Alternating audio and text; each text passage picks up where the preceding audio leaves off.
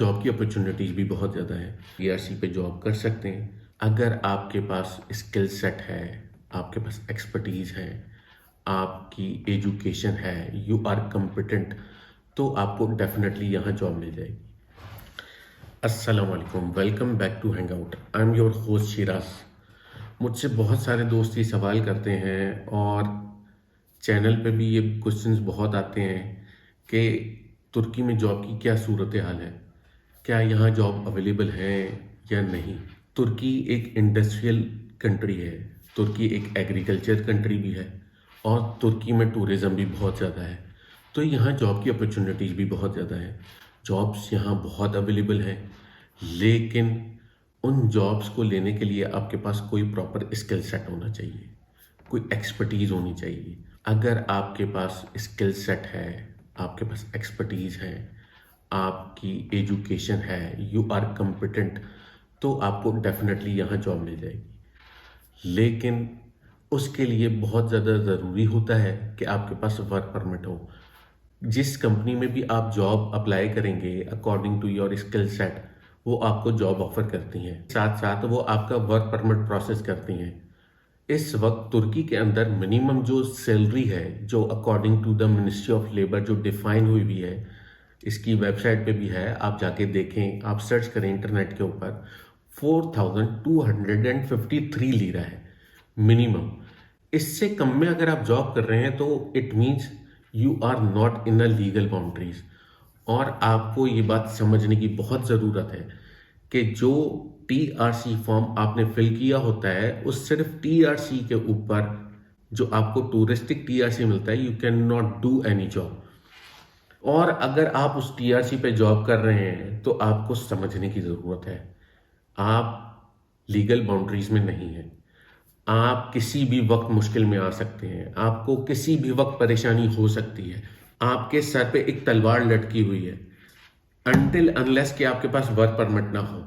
जब आपके पास work permit आएगा तो आप यहाँ लीगली जॉब कर सकते हैं और ये वर्क परमिट प्रोसेस करेगी आपकी कंपनी, जहां पर भी आप जॉब करेंगे।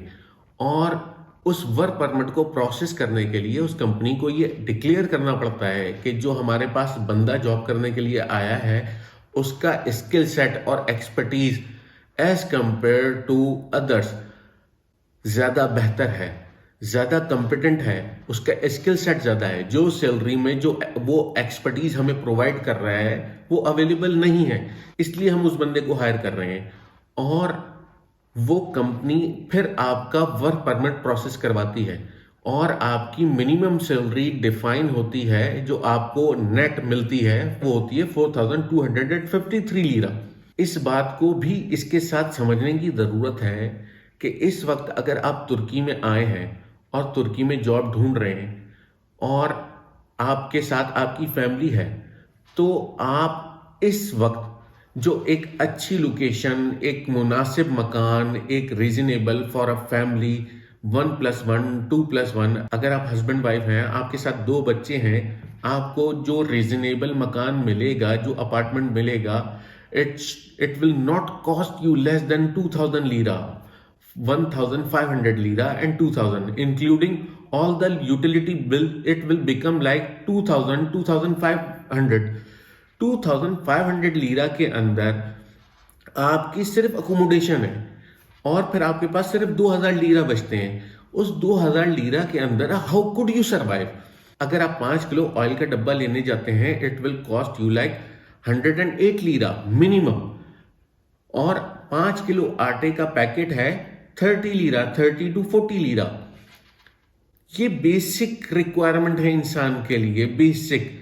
अगर आप अपनी फैमिली के साथ आ रहे हैं या आप अकेले रह रहे हैं, आप शेयरिंग स्पेस पे रह रहे हैं, आप अपनी लाइफ को मुश्किल में डाल रहे हैं, अपनी फैमिली से दूर रह रहे हैं, आप अकेले यहाँ हैं अगर, और आप 2000 लीरा, 2800 लीरा, 3500 लीरा, इसके ऊपर अगर आप जॉब कर रहे हैं तो हाउ कुड यू सर्वाइव? आप यहाँ अपने एक्सपेंसेस क्या करेंगे, आप घर क्या भेजेंगे? मैंने यहाँ बहुत सारे ऐसे लोग देखे हैं, बहुत सारे लोग ऐसे देखे हैं जो यहाँ आए 4000 5000 लीरा तक के ऊपर जॉब कर रहे थे, लेकिन उनके लिए बहुत मुश्किल हो गया।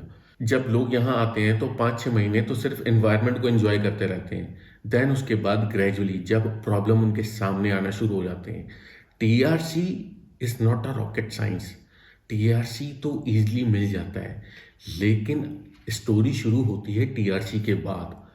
आप यहाँ आए हैं, यहाँ जॉब कर रहे हैं, लोकल लोग यहाँ परेशान हैं, पूरी पूरी फैमिली जॉब कर रही है, फैमिली के 3 मेंबर हैं, 4 मेंबर हैं, 5 मेंबर हैं, सबके सब मिलके जॉब कर रहे हैं। उसके बावजूद ये कह रहे हैं कि बहुत मुश्किल है सरवाइव करना, बहुत महंगाई हो गई है। तो भाई अगर अकेले आप यहाँ अपना मुल्क, अपनी फैमिली, अपने रिश्तेदार सब कुछ छोड़ के यहाँ आए हैं और जस्ट 3000 4000 लीरा आप कमा रहे हैं, तो यहाँ आप खर्चा क्या करेंगे और आप बचाएंगे क्या? इस बात को समझने की ज़रूरत है।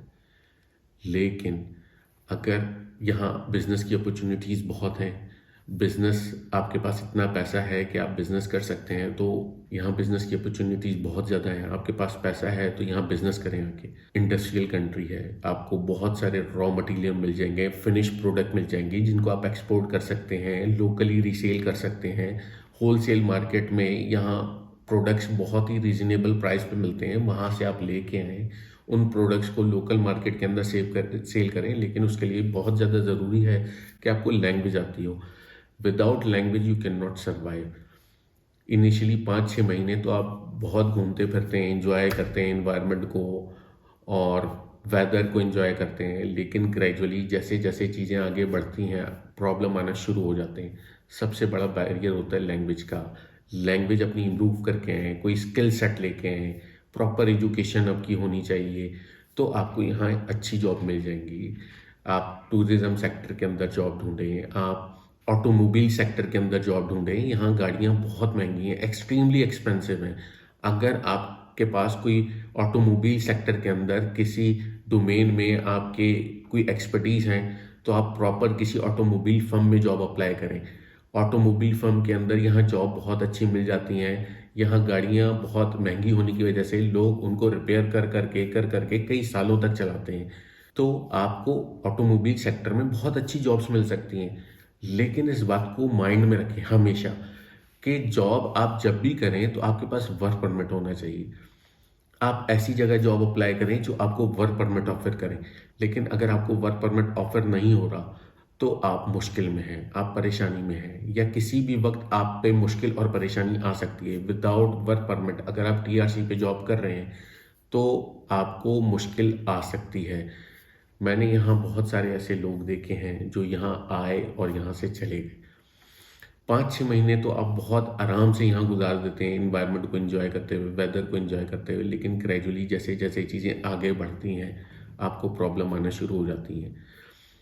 टीआरसी के बाद बहुत ज़्यादा ज़रूरी होता है कि आपके पास प्रॉपर कोई रेजिडेंस हो, आप अपने आप को नफूस में रजिस्टर करवाएं, आपके पास ई डेवलप्ड का अकाउंट हो, आपकी गवर्नमेंट पूरी प्रोफाइल यहाँ मेंटेन करती है। अगर आप अपने आप को नफूस में नहीं रजिस्टर करवा रहे तो आप अपना टीआरसी भी रिन्यू नहीं करवा सकेंगे। टीआरसी रिन्यू करवाने के लिए आपको नफूस का पेपर चाहिए होगा।